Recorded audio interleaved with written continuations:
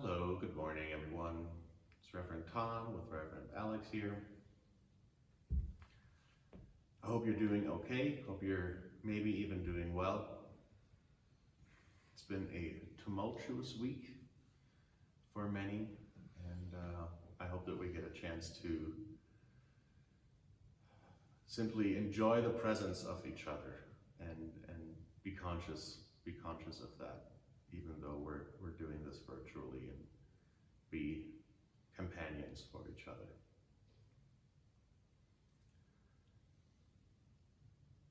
Let's start with our usual centering moment. Maybe close our eyes if we'd like to.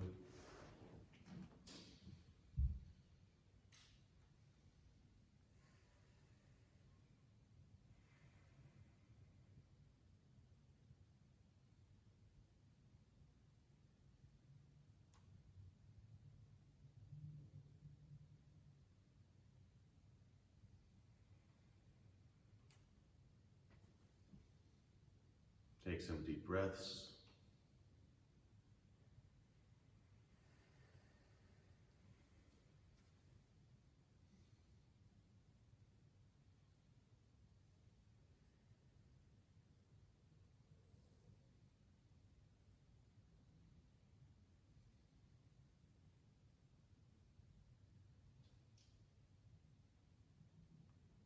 Let's enter into a state of non-judgmental observation.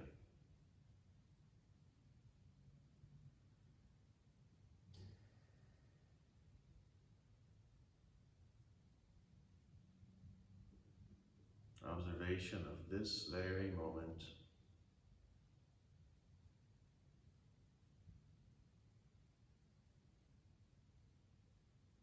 The acknowledgement that this moment is all there really is.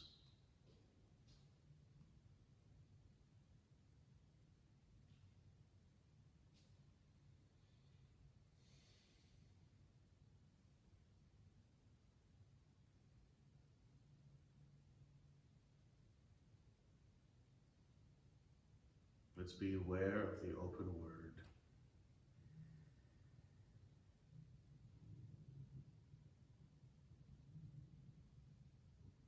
Let's observe it non-judgmentally.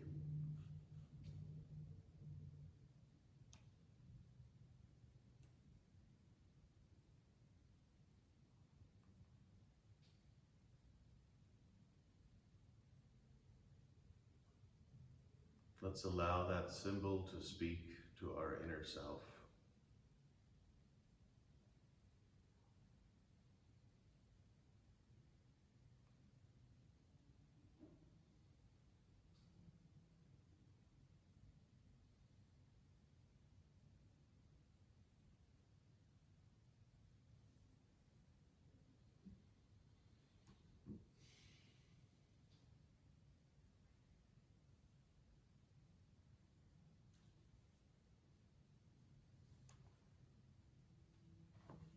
Our first reading for today is Psalm 32. Blessed is the one whose transgressions are forgiven, whose sins are covered. Blessed is the one whose sin the Lord does not count against them, and in whose spirit is no deceit. When I kept silent, my bones wasted away through my groaning all day long. For day and night your hand was heavy on me. My strength was sapped as in the heat of the summer. Then I acknowledged my sin to you and did not cover up my iniquity. I said, I will confess my transgressions to the Lord.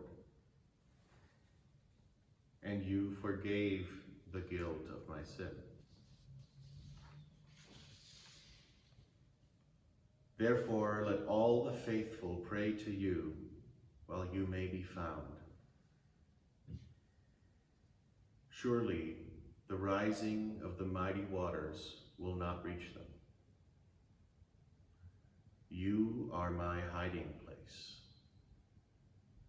You will protect me from trouble and surround me with songs of deliverance. I will instruct you and teach you in the way you should go. I will counsel you with my loving eye on you. Do not be like the horse or the mule, which have no understanding, but must be controlled by bit and bridle, or they will not come to you. Many are the woes of the wicked,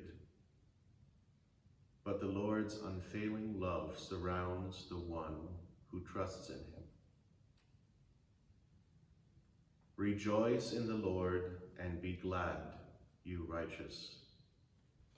Sing, all you who are upright in heart.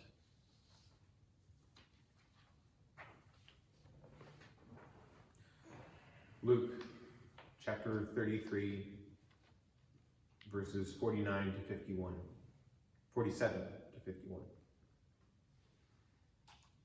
While Jesus was speaking, a crowd came up, and a man who was called Judas, one of the 12, was leading them. He approached Jesus to kiss him. But Jesus asked him, Judas, are you betraying the Son of Man with a kiss?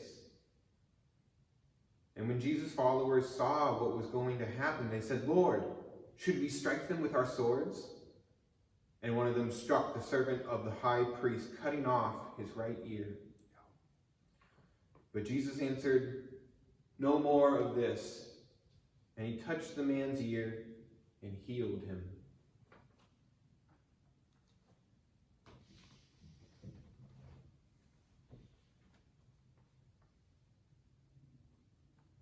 And from Swedenborg, Divine Providence, section 207.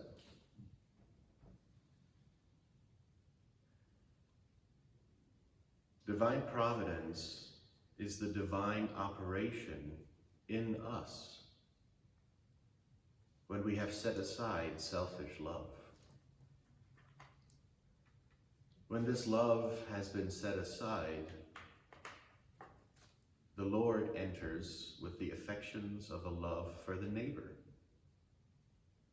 and opens the window overhead and then the windows to the sides and enables us to see that there is a heaven, a life after death, and eternal happiness. And by the spiritual light flowing in, and at the same time spiritual love,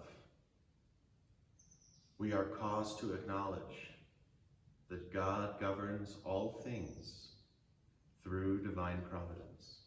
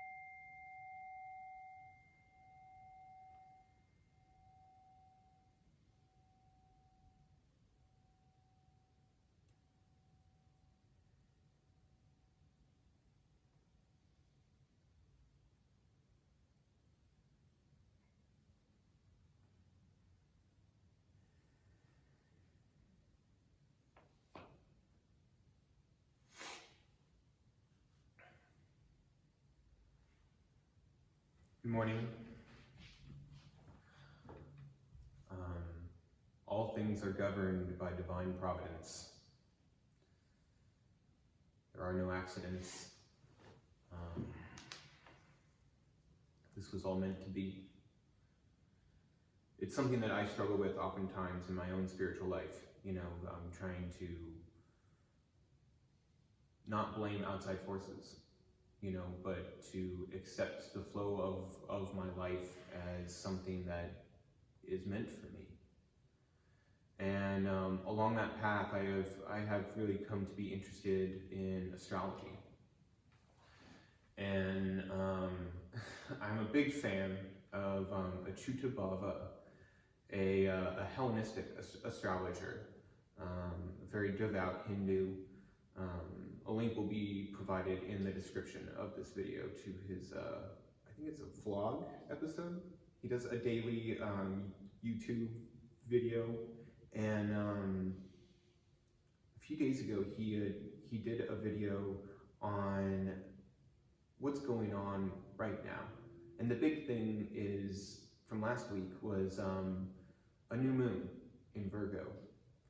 And through a very interesting but kind of complex series of coincidences, or not actually, serendipity, a joyfulness of God. Everything right now is being governed by a very powerful battle between the forces of Mars and Saturn. And they're both in their home signs, and they are in a square. And in astrology, a square implies a negative aspect, that these planets are not helping each other achieve the better side of their own nature. They are in direct opposition to each other. And through that opposition, the negative aspects of themselves come out. Negative aspects of Mars is war, and the negative aspect of Saturn is decay. Mars is the young man, full of courage and violence. And Saturn is the lord of time. And it's, in that way, perseverance. And the negative qualities within this, it poses the question what to do. What to do when these forces are upon us. The forces of war, the forces of decay. And, what Achyuta Bhava said is perseverance and endurance. To have the courage to be reflective within this time, and to think about what it is within ourselves that needs this to happen. What is it about our society that causes violence, extremism, exclusionism, anything other than the path of kindness and honesty? And what Achyuta Bhava teaches is that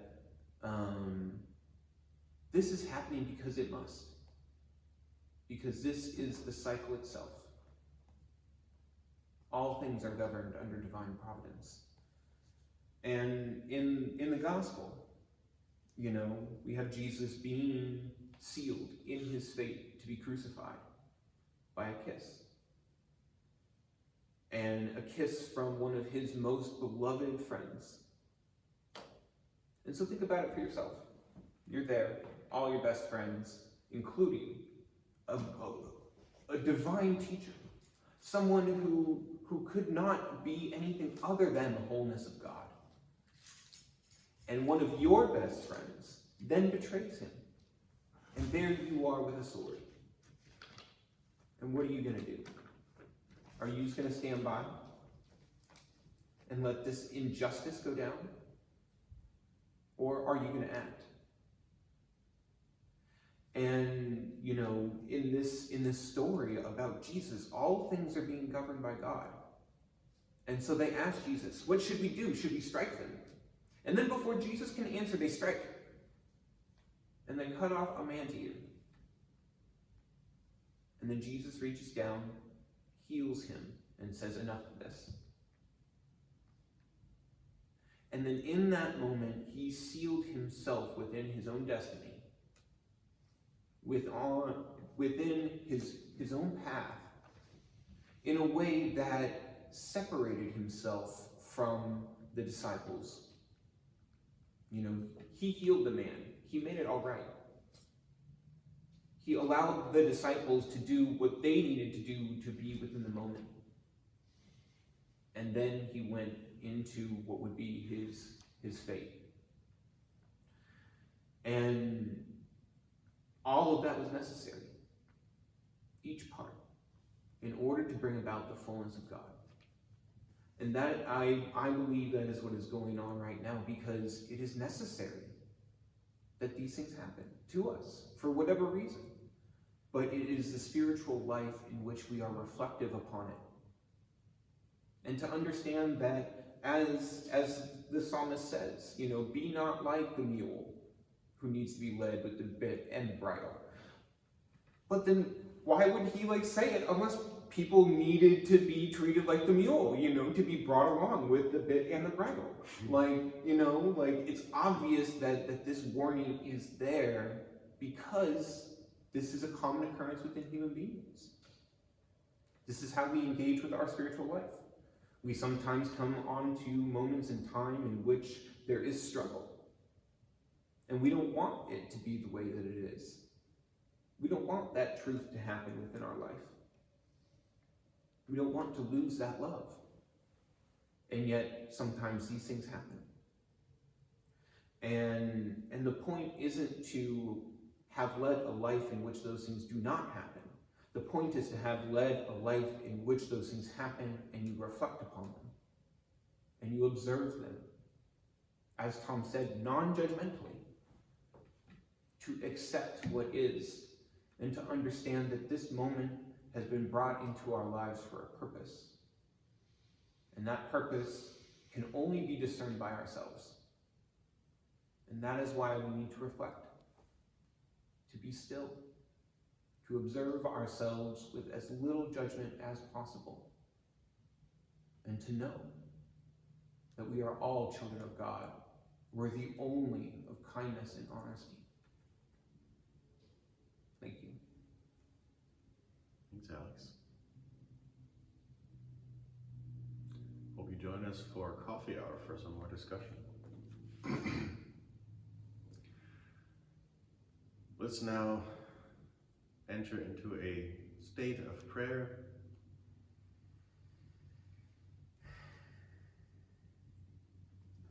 Again, be present in this very moment.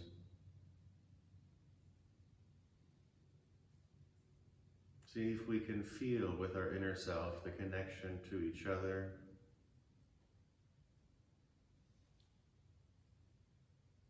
And to the divine.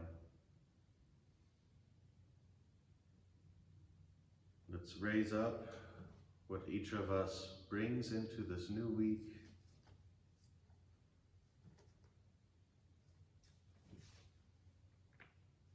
Let's raise up this next week.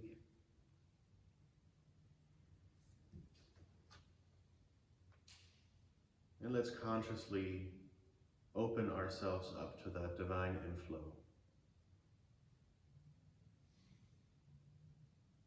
And simultaneously open ourselves up to that divine outflow through us. That God may bless the world by means of our actions. All of this and all that any being carries in their heart, we lift up to you and to your divine providence. In your many holy names, amen. Amen.